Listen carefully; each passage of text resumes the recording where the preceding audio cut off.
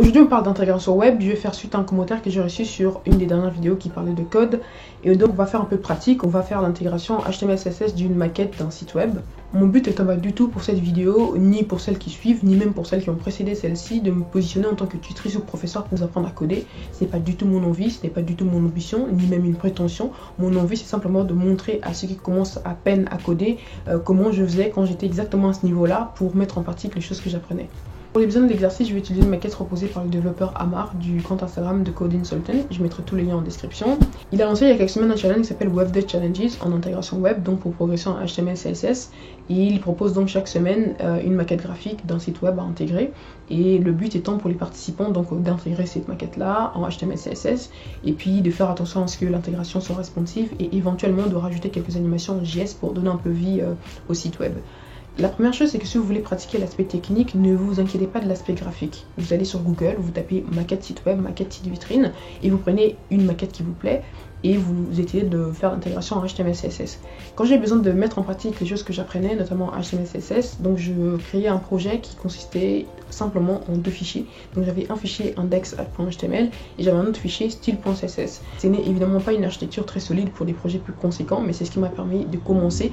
Et avec du recul, je me rends compte que le fait que je me sois forcée à mes débuts à n'avoir qu'une seule feuille de style, ça m'a vraiment permis plus tard de mieux aborder des frameworks comme Sass et aussi de mieux aborder le concept des web components. N'avoir qu'un seul fichier CSS m'a permis d'apprendre plusieurs choses. Tout d'abord, mieux structurer mon fichier HTML, c'est-à-dire en fait mieux comprendre l'architecture des maquettes et des sites que je voulais intégrer. Et ensuite, mieux comprendre les classes, mieux comprendre les identifiants et aussi à davantage globaliser les traitements quand j'essayais de faire l'intégration d'une maquette. C'est-à-dire de partir du général au particulier et donc manifestement aussi de réduire au fur et à mesure de la pratique, en fait, de réduire le nombre de lignes de code nécessaires pour arriver au résultat que je voulais.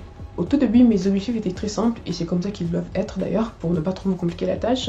Le premier était simplement de m'habituer à coder, donc à taper du ligne de code, hein, c'est tout bête. Le deuxième était d'apprendre à distinguer dans un premier temps, puis d'apprendre à associer, donc à faire le lien entre la structure HTML et le style, donc CSS. Le troisième était d'écrire le moins de lignes possible pour parvenir à ce que je voulais. Alors ça s'est fait au fil du temps, bien évidemment. En CSS, mon plus gros challenge ça a été de savoir structurer aussi le fichier et aussi de globaliser les traitements, donc d'éviter les redondances de code. On tombe très rapidement là-dedans. Et puis c'est normal en fait quand on débute. Et simplement aussi de structurer mon fichier de sorte que ce soit plus facile pour moi de relire mon propre code. J'en suis arrivée, après avoir parcouru quelques projets sur GitHub, à faire une sorte de sommaire qui me permettait en fait de mieux me repérer dans mon code.